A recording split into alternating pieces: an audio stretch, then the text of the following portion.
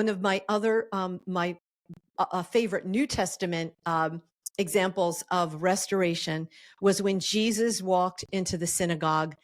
Um, it's recorded in Mark chapter 3, verses 9 through 14. And Jesus, as his custom was, right, he would go into the synagogue and uh, minister there. And he goes in, and the first thing that happens when Jesus walks in the synagogue is the religious leaders are there because in religion, it's not about your relationship. Thank you, Rhonda and Elaine, for the encouragement. Keep cheering me on there with your pom-poms.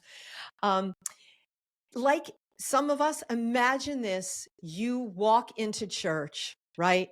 You walk into church, and this is what it was like for Jesus. He walks into church, and the people that are there in leadership are the religious leaders, the heads of the ministry, for lack of a better word.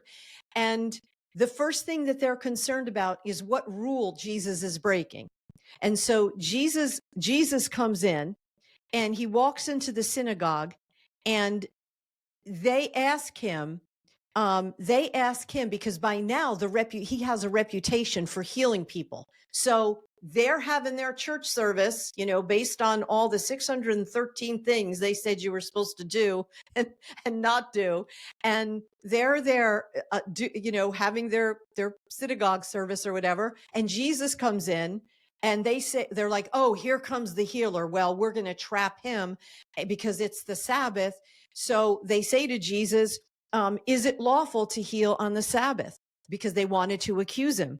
And Jesus says to them, which one of you, if you had a sheep and it fell into a pit on the Sabbath day, would you, in essence, leave that sheep in the pit, or would you go take that sheep out and lift it up?